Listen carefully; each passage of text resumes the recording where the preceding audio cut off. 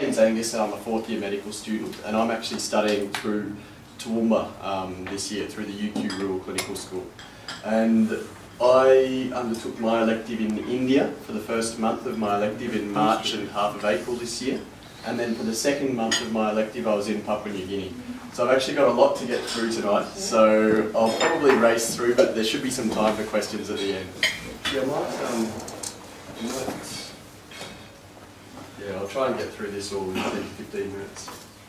So before we get started, the outline for my presentation will be basically, I'll talk systematically in terms of why I chose to go to the particular area that I went to, and then I'll talk about the nature of the work that I was doing in that area, and some very brief impressions that I had from a medical, a social and a cultural point of view.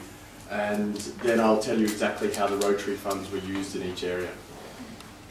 And something that's pertinent to consider is the Human Development Index. So I'm sure many of you would be familiar with this score, and it's kind of a composite score which is used to measure the level of development within a country, and it's based on things like health, life expectancy, education, standard of living and quality of life. And you can see here that in Australia we're very fortunate to have one of the highest human development indices in the world, similar to the US and the Scandinavian countries.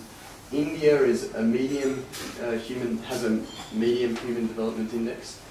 Contrast that with Kerala, which is the state where I went to in India, which has a much higher human development index. And then PNG has a low human development index, and I went to the western province of PNG for my elective, and that's even lower again. So that's comparable with Afghanistan, Liberia, Sierra Leone. Can you all read the small text up the back there? This is good. And just as a point of comparison, the Democratic Republic of Congo is the lowest in the world.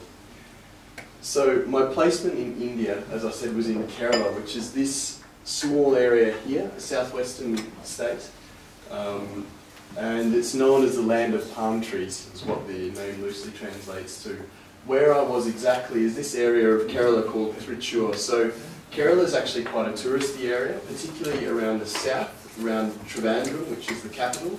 And this area up around here, Ernakulam, you may have heard of Fort Cochin, that's one of the major tourist areas. But I was in Trichy, which is much less touristy. This is the hospital that I was at, the Amala Medical College Hospital, and I certainly didn't expect to be at such a well-developed hospital. This actually has a number of subspecialties, including neurosurgery, cardiothoracic surgery, so it's a very well-equipped private hospital. By contrast, however, the community medicine department received relatively little funding, and most of their funding actually comes from the church. And so I did my placement within the community medicine department. And the role of the community medicine department there involved things like public health and epidemiology, those kinds of things. It wasn't so clinical, and it certainly wasn't family medicine, which the name might lead you to think, which is the same as general practice. These are the staff of the community medicine department. So at the back there's my preceptor, Dr. Saju, and there's a number of other doctors and statisticians and public health inspectors. And this is the only clinic that's actually run by the community medicine department. So as I said, most of their work is through public health rather than clinical work.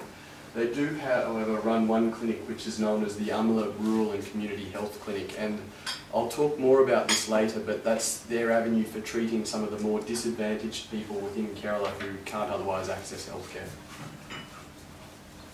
And these are some photos of the hospital.